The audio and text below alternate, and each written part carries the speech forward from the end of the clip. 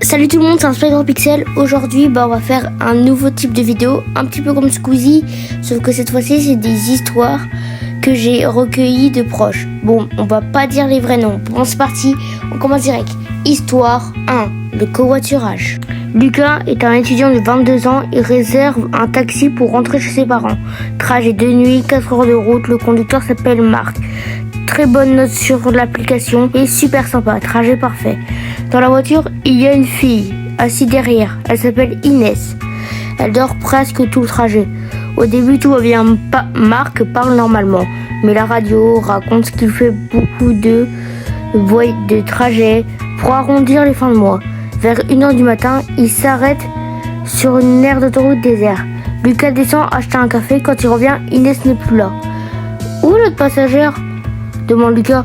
Marc qui répond « Oh, son copain est venu la chercher. » Mais Lucas trouve ça étrange parce qu'il n'a vu aucune voiture arriver. Ils reprennent la route, mais Lucas se méfie beaucoup de Marc.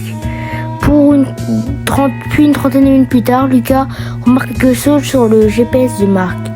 Il ne suit plus l'autoroute. Marc dit calmement « Petit détour, il y a des bouchons. » Alors que Lucas précise qu'il habite dans une ville déserte.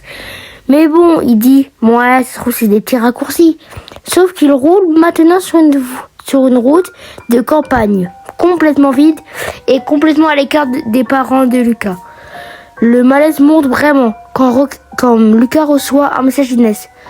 Elle lui avait envoyé un même plus tôt dans la soirée.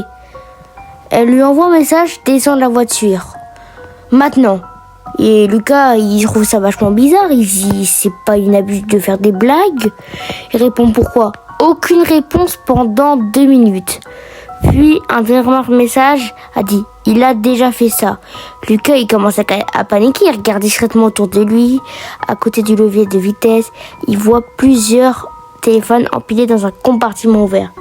Sauf que si vous retenez bien, Marc fait ça pour les fins de mois. Donc s'il serait autant en galère, il n'aurait pas autant de téléphones. Beaucoup trop de téléphones pour quelqu'un en fin de mois, se dit Lucas. Marc remarque qu'il regarde. Il ferme le compartiment doucement et sourit. Des oubliés. Sauf que Lucas invente une excuse. Je vais vomir, arrête-toi s'il te plaît. Marc refuse. On est bientôt arrivé. Si moi je suis fatigué, j'aimerais bien rentrer chez moi, dit Marc. Là Lucas comprend qu'il faut sortir de la voiture. Il entend un ralentissement à un rond-point et ouvre la portière en roulant. Il saute, il se fracture le poignet mais court jusqu'à la station-service à quelques centaines de mètres. La police retrouvera la voiture abandonnée 2 jours plus tard. À l'intérieur, plusieurs téléphones, des cartes d'identité et surtout des captures d'écran de photos de profils de covoiturage féminine. Marc n'a jamais été retrouvé. Ah, ça fait peur en vrai. Les gars, cette histoire-là a été racontée par un cousin éloigné. Mais je trouve ça horrible, les Uber qui sont tellement chelous. À mon avis, ça se trouve, il a fait ça que pour Marc et Inès. Bref, donc dites-moi si ça vous est déjà arrivé. Bon, maintenant on passe à la deuxième histoire.